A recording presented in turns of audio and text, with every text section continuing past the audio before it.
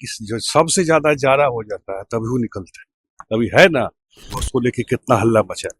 कोई प्रभाव पड़ा बिहार में? हाँ, बहुत अच्छा बात आपने पूछा है।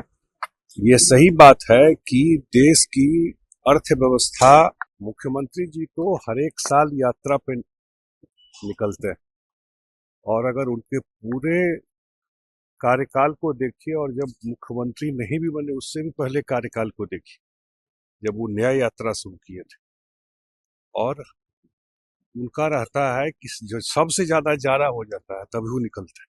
अभी है ना, उसी हिसाब से उनका यात्रा रहता है। और मुख्यमंत्री की यात्रा से सबसे बड़ा असर ये होता है कि फील्ड में जो काम है वो और स्पीड अप होता है, या उनको फर्स्ट हैंड जानकारी मिलती है। तो बहुत सारे इनिशिएटिव वो पब्लिक फीडबैक से लेकर के काम से। सर, एक तरफ मुख्यमंत्री यात्रा पे निकल रहे हैं, दूसरी तरफ नेता प्रतिपक्ष पिछले 1.5 महीने से गायब है, कहीं दिख नहीं रहे। अब उत्तराखंड में दिख रहे हैं शादी समारोह में। अब ये तो पूछना चाहिए उस पार्टी से, खास करके बिहार की जनता। चुनाव में जो उनका पूरा रहा है एक्टिविटी या कंडक्ट, वो सब देखा है पहले भी किस हिसाब से रहे। ये तो उनको सोचना चाहिए, क्योंकि हाउस के बीच में ही निकल जाना, ये भी रहा है, कभी नहीं रहा है। तो ये तो अब सब देखता रहा है उनका राजनीति करने का तरीका। कभी सेवा भाव से राजनीति किए नहीं। सर, बंगाल में सर आईपैक के ठिकानों पर ईडी का छापा चल रहा है, और ये तो सरकार को इसका ममता बनर्जी कह रही है कि अमित शाह डर गए हैं इलेक्शन से, इलेक्शन में लड़ने की हिम्मत नहीं, इसलिए अब हमारे आईटी सेल पे ही छापा मरवा रहे हैं और हमारे डॉक्यूमेंट्स को ले जा रहे हैं। अब इसमें तो टिप्पणी हम लोग क्या करें? चुनाव है, वहां पर एसआईआर हो रहा है। एसआईआर बिहार में हुआ, उसको लेके कितना हल्ला मचा। कोई प्रभाव पड़ा बिहार में? आप लोग भी इतना घूमे तो कोई था इशू एसआईआर का? उसी तरह अन्य जो इशू है, मुझे जानकारी नहीं एग्जैक्ट क्या हुआ है, लेकिन अन्य कोई इशू है। तब चुनाव का समय है, तरह तरह का बात बंगाल से आता है। बंगाल में जेडीयू में चुनाव लड़ेगी, ये हम लोग पार्टी में बात करेंगे अभी। सर, अमेरिकी टैरिफ के बीच सर 7.4% जो है वो, हाँ, बहुत अच्छा बात आपने पूछा है।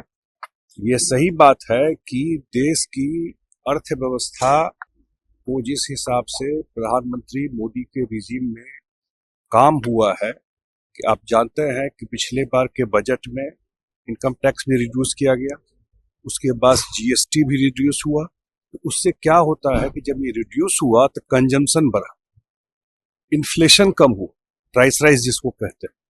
और टैरिफ लगने के बाद या जो टर्मोइल है इंटरनेशनल मार्केट, उसके बावजूद अगर भारत का ग्रोथ ये है, इसका मतलब फिस्कल मैनेजमेंट वो बहुत बढ़िया रहा है सरकार का। अब बजट नया आने वाला है, तो जरूर मुझे लगता है कि उसी हिसाब से ग्रोथ का प्रोजेक्शन। 1 फरवरी को यूनियन बजट पेश होने वाला है सर, और रविवार दिन पड़ रहा है, और इतिहास में दूसरी बार ऐसा दिन पड़ रहा है। ये वही तो कह रहा हूँ कि बहुत हिस्टोरिकल मोमेंट है वो। और मुझे लगता है कि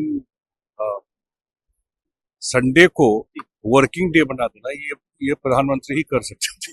उस दिन काम जिस हिसाब से वो उस दिन बजट होगा। और मुझे एक बात जरूर लगता है कि जो प्रधानमंत्री जी ने कहा पूर्वोदय की बात, कि जब तक पूर्वी राज्य है वो मेन स्ट्रीम में नहीं आते हैं, उस पर फोकस भी रहा। आप लोगों ने भी देखा कि 2 बजट जो पीछे आया, उसमें जिस तरह से पूरा ईस्टर्न बेल्ट को और बिहार को भी पूरा ध्यान में रख के किया गया था, तो इसी रूप से पूर्वोदय पर और ध्यान रहेगा सरकार का आने वाले बजट। सर, बिहार में सर हिजाब बैन कर दिया गया है ज्वेलरी दुकानों के साथ। अब ये तो टेक्निकल में तो जो पुलिस को या सब जो डिसीजन, मुझे आइडिया नहीं एग्जैक्ट क्या हुआ है, लेकिन सेफ्टी सिक्योरिटी ये सब डिसीजन सरकार में टाइम टाइम लिया जाता है। मुख्यमंत्री नीतीश कुमार जी को बुलाने की बात कर रहे थे,